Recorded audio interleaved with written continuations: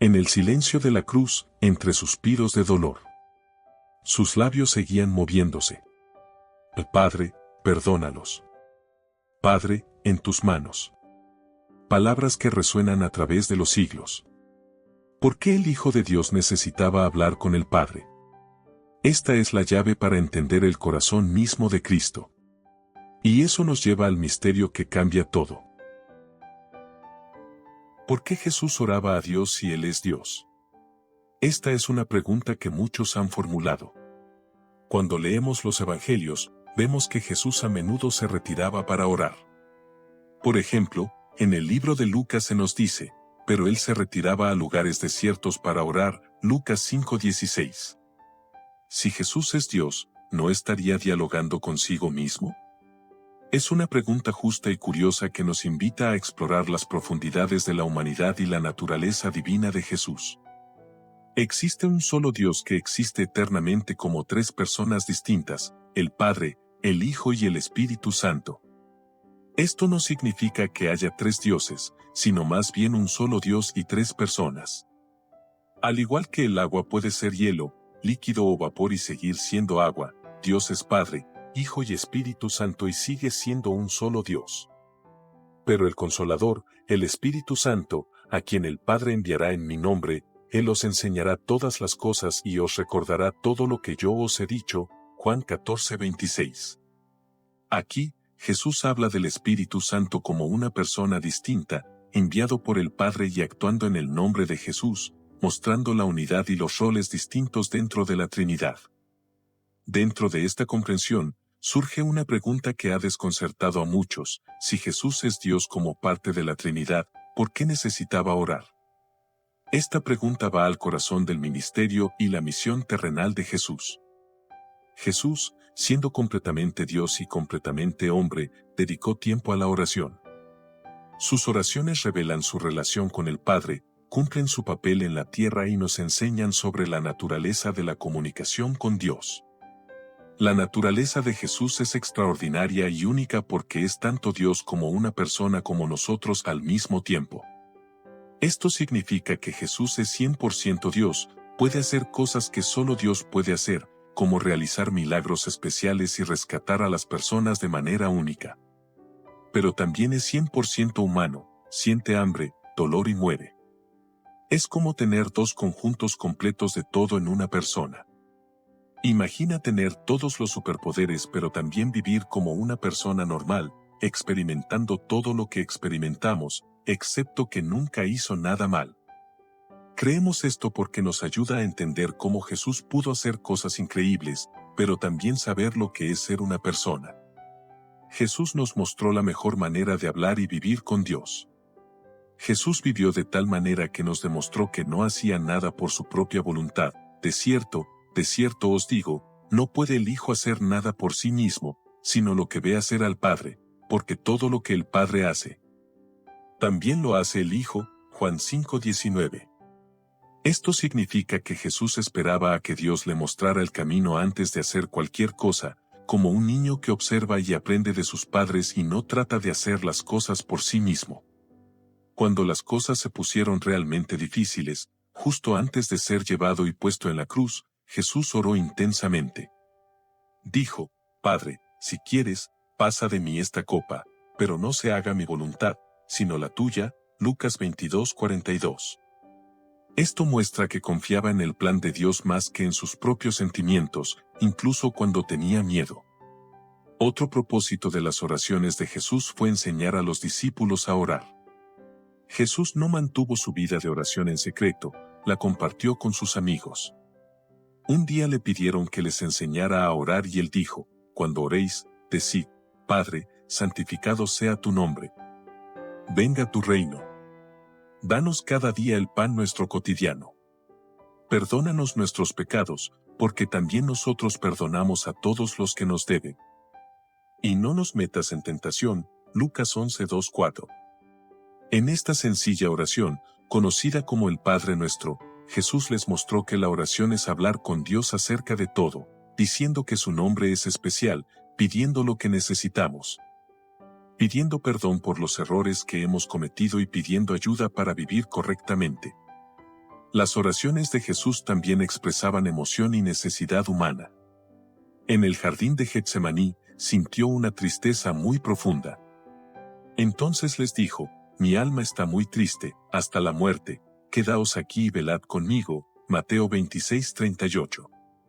Jesús, conocido por sanar y ayudar a otros, ahora estaba abrumado por una tristeza tan profunda que podría casi matarlo. Caminó un poco más adentro del jardín, se postró en su rostro, orando a Dios: Padre mío, si es posible, que pase de mí esta copa, sin embargo, no como yo quiero, sino como tú quieras. Mateo 26:39. Jesús también oraba buscando fuerza y guía. En esos días, él se fue al monte a orar y pasó toda la noche orando a Dios. Cuando llegó el día, llamó a sus discípulos y eligió a 12 de entre ellos, a quienes llamó apóstoles. Lucas 6:12-13. Antes de tomar una gran decisión, elegir a sus 12 amigos más cercanos, Jesús pasó toda la noche hablando con Dios. No fue solo una charla rápida, sino horas pidiendo ayuda y guía. Jesús vivió la vida humana perfecta que nosotros no podríamos vivir. Durante los días de su vida en la tierra, ofreció oraciones y súplicas con fuertes clamores y lágrimas al que podía salvarlo de la muerte, y fue oído por su reverente sumisión. Aunque era hijo, aprendió la obediencia por lo que sufrió. Hebreos 5:7-8. Sus oraciones no fueron solo susurros en la quietud, sino súplicas apasionadas llenas de lágrimas reales, pero siempre obedeció sin importarle el costo. Y hallándose en forma de hombre, se humilló a sí mismo, haciéndose obediente hasta la muerte, y muerte de cruz. Filipenses 2:8. Finalmente, la oración fue la manera en que Jesús abrazó plenamente su condición humana. La encarnación es una palabra elegante para describir a Dios haciéndose hombre en Jesús. En él no fue simplemente Dios vistiendo un traje humano, sino que se convirtió plenamente en uno de nosotros. Parte de ser humano es reconocer que no somos todopoderosos, que necesitamos ayuda, que necesitamos a Dios. Jesús lo demostró cuando la vida se volvió difícil. Antes de ser arrestado, fue a orar en un jardín llamado Getsemaní. Estaba profundamente preocupado por lo que estaba a punto de enfrentar, la muerte en la cruz. Oró: Padre, si quieres, quita de mí esta copa, pero no se haga mi voluntad, sino la tuya. Lucas 22:42. Aquí está luchando, mostrándonos que está bien traer nuestros miedos más profundos a Dios, pero también mostrándonos que, en última instancia, la oración se trata de decirle a Dios: confío en tu camino más que en el mío. En la vida de Jesús, la oración fue su forma de mantenerse cerca de Dios, mostrando confianza y amor dentro de la familia de Dios y viviendo plenamente su vida humana con todos sus altibajos. Cuando oramos, seguimos los pasos de Jesús, conociendo a Dios de cerca y personalmente, confiando en Él con nuestras vidas y abrazando lo que significa ser verdaderamente humanos, así como lo hizo Jesús. Jesús orando por otros, específicamente en el libro de Juan 17:9-23, nos muestra un momento muy conmovedor cuando Jesús, llamado el Hijo de Dios, habla con su Padre en nombre de sus amigos. Estos incluyen no solo a los discípulos que estaban con Él en ese momento, sino a todos nosotros que creeríamos en Él en el futuro. Ora por su protección, su alegría, su unidad y que sean apartados y puros en la verdad de la palabra de Dios. Jesús dice: ruego por ellos.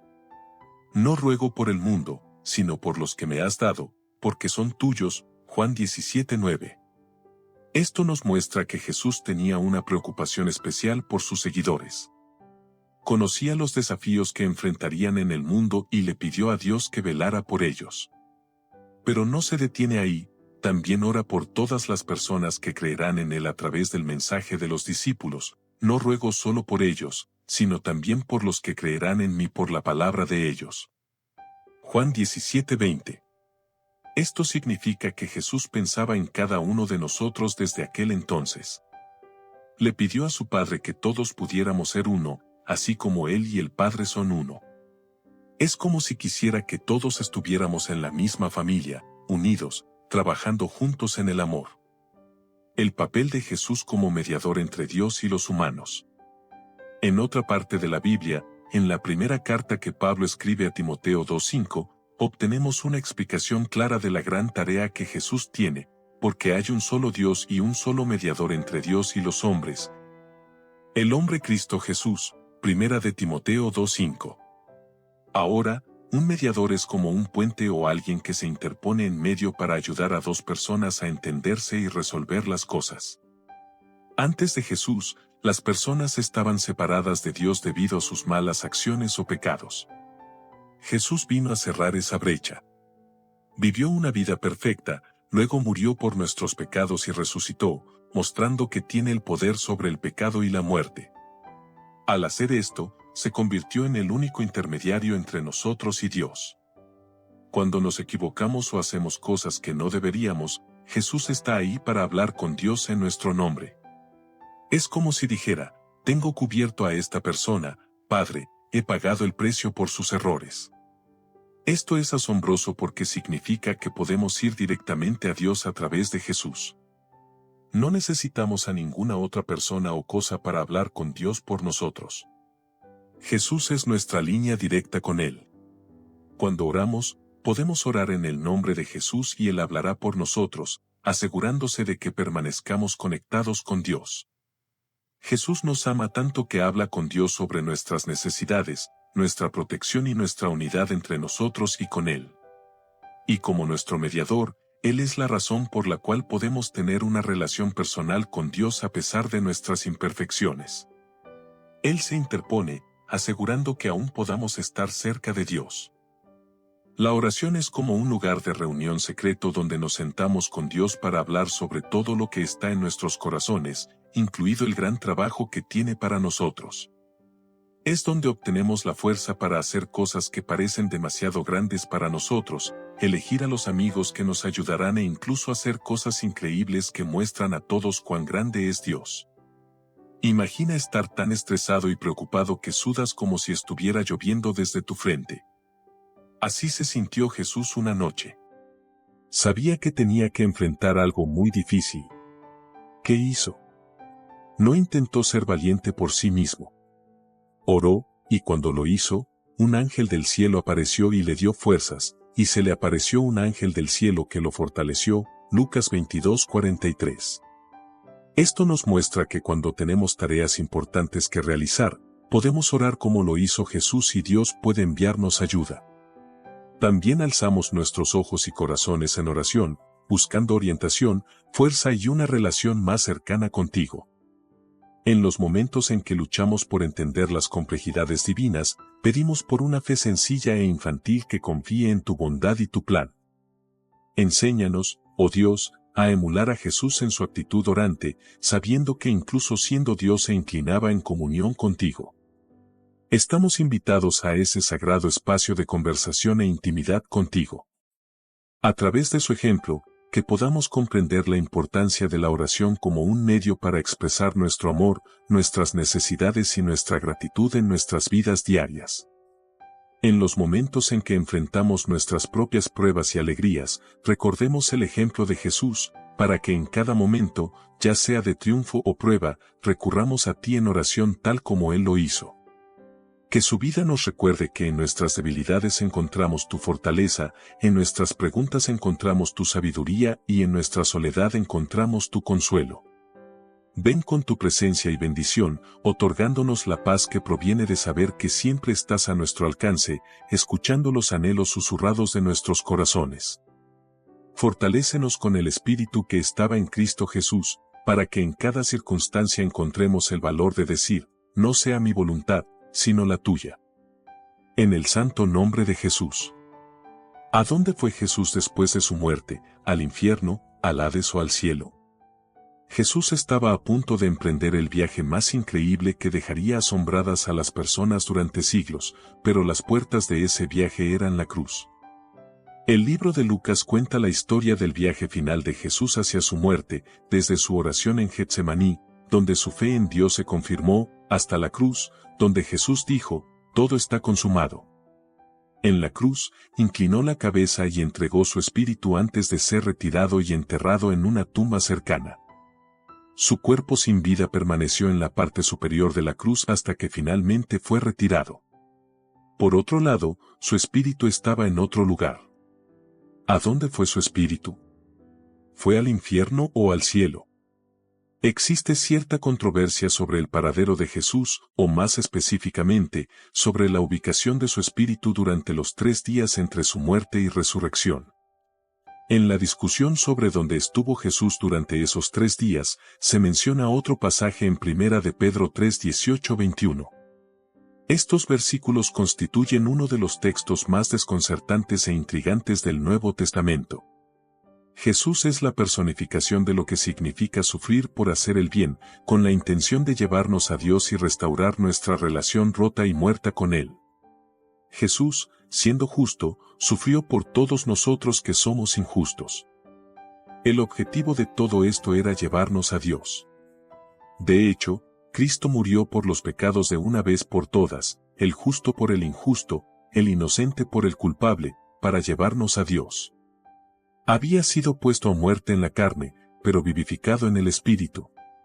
En el Espíritu, Él también fue y predicó a los espíritus ahora en prisión, que en otro tiempo desobedecieron cuando la gran paciencia de Dios esperaba en los días de Noé durante la construcción del arca. 1 de Pedro 3, 18-20. A pesar de que Jesús murió en su cuerpo, el Espíritu Santo pudo resucitarlo de entre los muertos. A través del sufrimiento divino, Jesús predicó a los espíritus en prisión con la ayuda del Espíritu Santo. Parece que esto se hizo después de que Jesús muriera, pero antes de que resucitara de entre los muertos.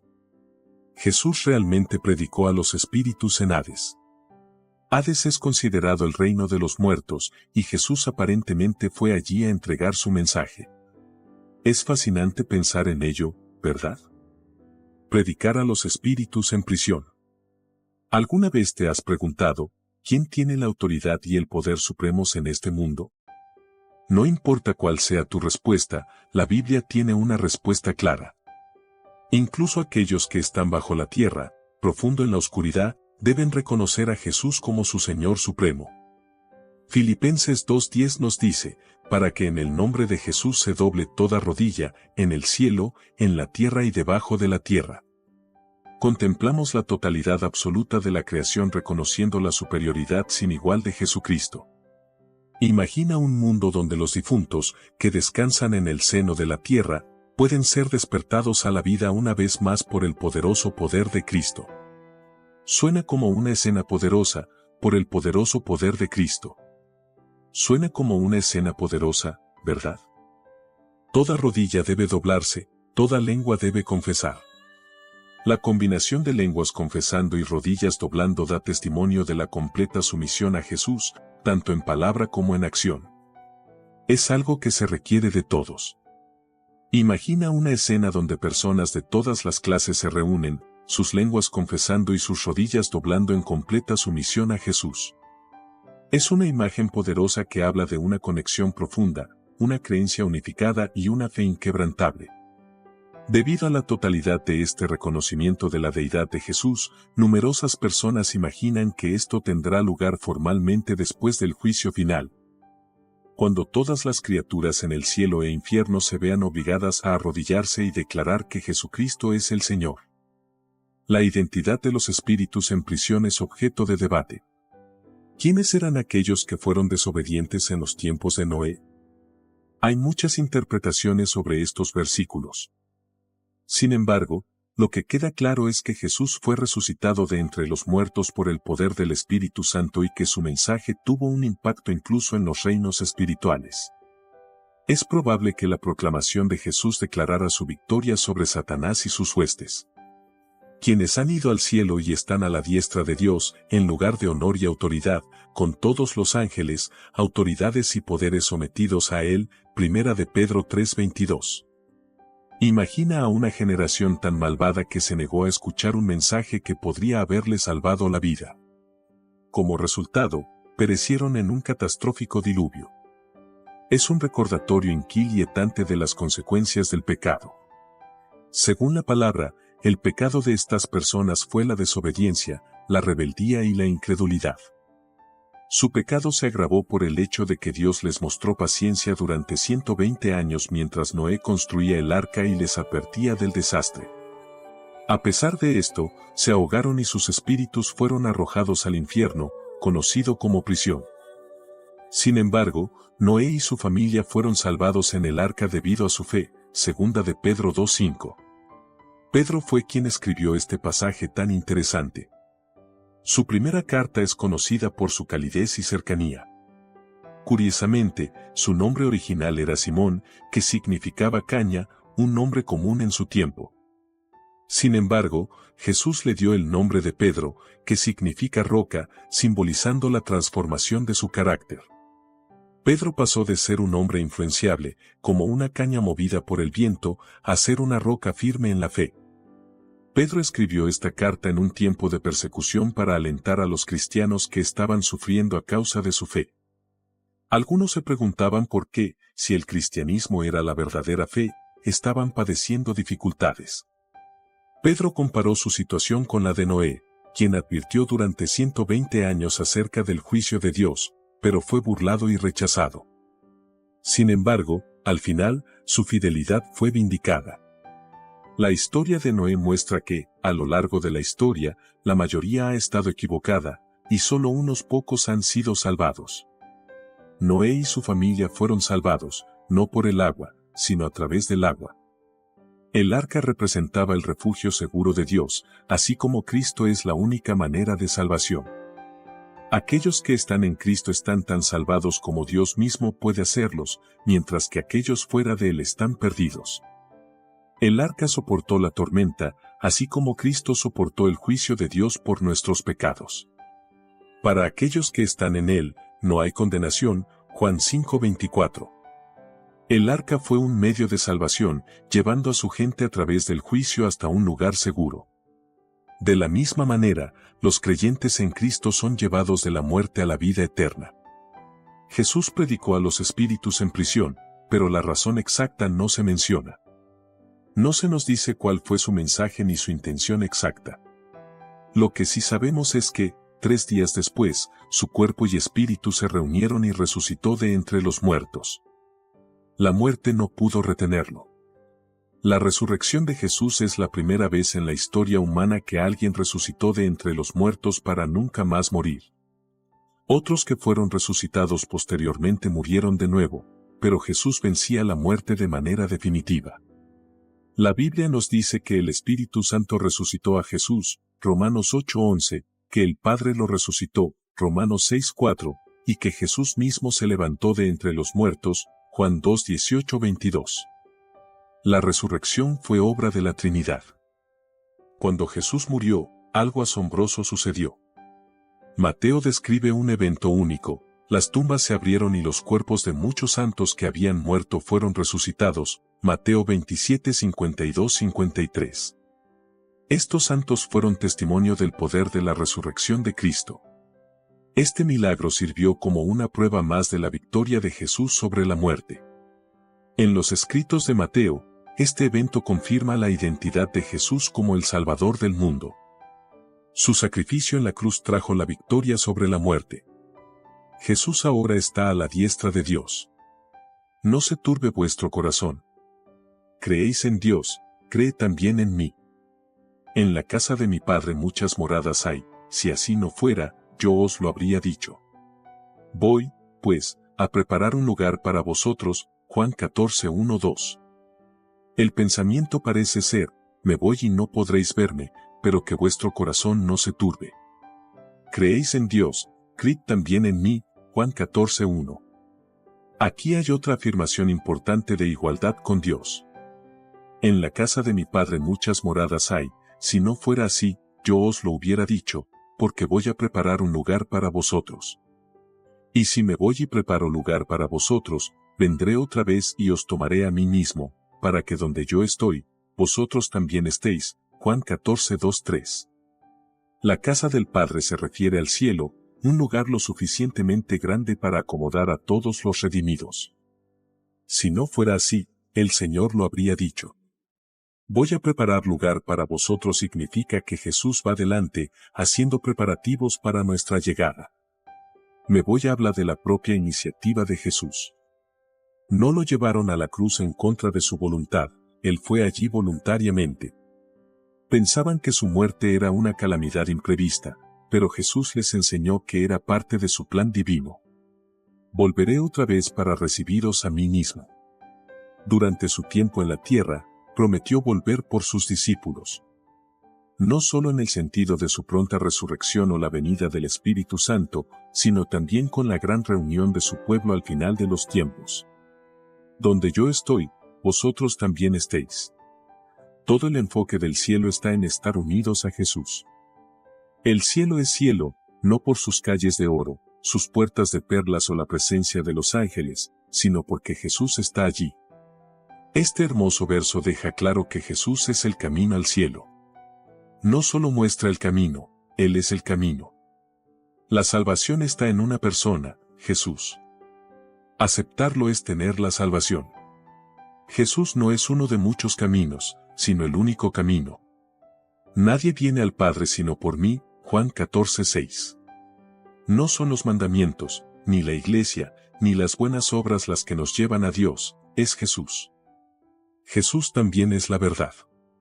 No solo enseña la verdad, Él es la verdad. Tener a Jesús es tener la verdad. Y Jesús es la vida, la fuente de toda vida, tanto espiritual como eterna. Tomás preguntó, Señor, no sabemos a dónde vas. ¿Cómo pues podemos saber el camino? Juan 14:5. Esta confesión honesta muestra la incertidumbre de los discípulos. Pensaban que Jesús simplemente iba a otro lugar, pero Él les hablaba de su destino celestial. Jesús dijo, voy a preparar un lugar para vosotros. El cielo es nuestro hogar eterno. Cuando venimos a Dios, venimos a nuestro hogar. Jesús está preparando ese hogar para nosotros. Jesús volverá al aire cuando los que han muerto en la fe sean resucitados. Pero no queremos que ignoréis, hermanos, acerca de los que duermen, para que no os entristezcáis como los otros que no tienen esperanza. Porque si creemos que Jesús murió y resucitó, así también traerá Dios con Jesús a los que durmieron en él. Primera de Tesalonicenses 4:13-14. Porque el Señor mismo, con voz de mando, con voz de arcángel y con trompeta de Dios, descenderá del cielo, y los muertos en Cristo resucitarán primero. Luego nosotros, los que vivimos, los que hayamos quedado, seremos arrebatados juntamente con ellos en las nubes para recibir al Señor en el aire, y así estaremos siempre con el Señor. Primera de Tesalonicenses 4:16-17. La Escritura demuestra que la ascensión de Jesús fue un regreso literal y corporal al cielo. Mientras se elevaba desde el suelo, fue recibido en una nube ante la mirada asombrada de sus discípulos. Entonces aparecieron dos ángeles que prometieron su regreso. Este mismo Jesús, que ha sido tomado de vosotros al cielo, vendrá de la misma manera que le habéis visto ir al cielo. Hechos 1:11. Con su ascensión, Jesús dejó atrás las limitaciones humanas. Su gloria celestial regresó, un destello de la cual se vio en la transfiguración. Ahora Jesús está a la diestra de Dios, en el lugar de honor divino. Desde ahora el Hijo del Hombre estará sentado a la diestra del poder de Dios. Lucas 22:69. Esteban, antes de su muerte, tuvo una visión del cielo, miró al cielo y vio la gloria de Dios, y a Jesús de pie a la diestra de Dios. Hechos 7:55. La Biblia afirma que Jesús reside actualmente en un lugar real conocido como el cielo, el reino de gloria donde moran Dios, los ángeles y todos los redimidos. El apóstol Pablo tuvo un encuentro con Jesús resucitado. Antes de su conversión, Saulo de Tarso perseguía a los cristianos, viéndolos como una amenaza. Pero en su camino a Damasco, una luz del cielo lo envolvió y cayó a tierra. Oyó una voz que le decía, Saulo, Saulo, ¿por qué me persigues? ¿Quién eres, Señor?, preguntó Saulo. Yo soy Jesús, a quien tú persigues. Hechos 9:3-5. Este encuentro transformó la vida de Saulo, quien después sería conocido como Pablo, el gran apóstol de Cristo. Otro testigo de Jesús en el cielo fue el apóstol Juan, quien tuvo una visión en el libro de Apocalipsis.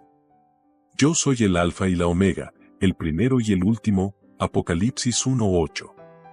Juan vio a Jesús glorificado en su forma celestial, con un rostro que resplandecía como el sol.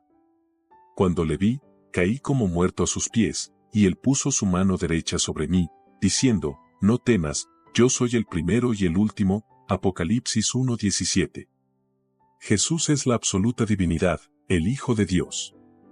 Su gloria brilla como el sol, y su voz resuena como trompeta. Este mismo Jesús, que fue crucificado, resucitado y ascendió al cielo, volverá por su pueblo. Los años que Juan vivió en la tierra con Jesús no lo prepararon adecuadamente para el momento en que Jesús se le apareció en su majestad celestial. En ese instante, Juan comprendió el poder divino y la majestuosidad que Jesús había renunciado mientras vivía en la tierra. Fue en ese momento que Juan vio el milagro de que Jesús pudiera ocultar su gloria y autoridad mientras caminaba entre los hombres. Apocalipsis 1:18 presenta a Jesús como el que vive, y estuve muerto, mas he aquí que vivo por los siglos de los siglos, y tengo las llaves de la muerte y del Hades. Jesús consoló a Juan tocándolo compasivamente. Tal vez, el toque de Jesús le resultó más familiar que su apariencia. Luego, Jesús le dijo a Juan que no tuviera miedo.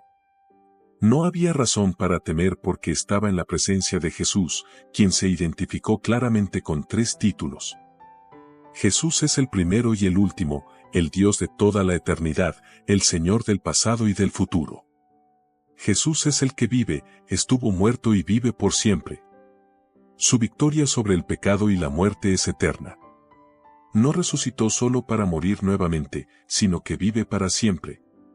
Jesús es el único que posee las llaves del Hades y de la muerte. Algunos creen que tienen poder sobre la vida y la muerte, pero solo Jesús tiene la autoridad final. Cuando Jesús murió, lo hizo en su propio momento, entregando su espíritu. Pilato se sorprendió al enterarse de su muerte, pues Jesús tenía control sobre su propia vida. Su poder también le permitió resucitar y dar vida eterna a sus seguidores. La Biblia usa la imagen de las llaves como símbolo de autoridad y control. Una llave maestra abre cualquier puerta en un edificio. De la misma manera, Jesús tiene control absoluto sobre la vida y la muerte. La palabra Hades significa el lugar de las almas. Lucas 16:26 dice, además de todo esto, entre nosotros y vosotros hay un gran abismo fijado, de modo que los que quisieran pasar de aquí a vosotros no pueden, ni de allá pasar acá. Son las llaves de Cristo las que han encerrado a los espíritus perdidos. Cristo conquistó la muerte porque era sin pecado. La maldición sobre la humanidad, causada por el pecado en el jardín del Edén, fue superada por su victoria. La resurrección de Cristo es el fundamento del Evangelio. Y si Cristo no ha resucitado, vuestra fe es vana, aún estáis en vuestros pecados. 1 Corintios 15:17. Los profetas anunciaron que Dios aboliría la muerte. Oh muerte, yo seré tu muerte, oh Seol, yo seré tu aguijón, Oseas 13:14. Isaías 25:8 proclama, aniquilará la muerte para siempre, enjugará el Señor Jehová toda lágrima de todos los rostros. La muerte era el arma más temida, pero los creyentes son más que vencedores por medio de Cristo. El Padre otorgó a Jesucristo la posición de honor y autoridad como recompensa por su sacrificio. Era el siervo de los siervos, pero ahora es el Rey de reyes y Señor de señores. Se inclinó más bajo que el más humilde, pero fue exaltado más alto que el más grande. Llevó una corona de espinas, pero ahora lleva la corona del cielo. La gente teme la muerte porque es un desconocido. Los no creyentes se angustian por lo que les espera, pero los cristianos saben que después de la muerte caminarán en victoria con Cristo. No hay razón para temer. Aquellos que creen en Cristo deben adorar al que tiene las llaves del infierno y de la muerte. Venimos ante su presencia con acción de gracias y nos alegramos en Él.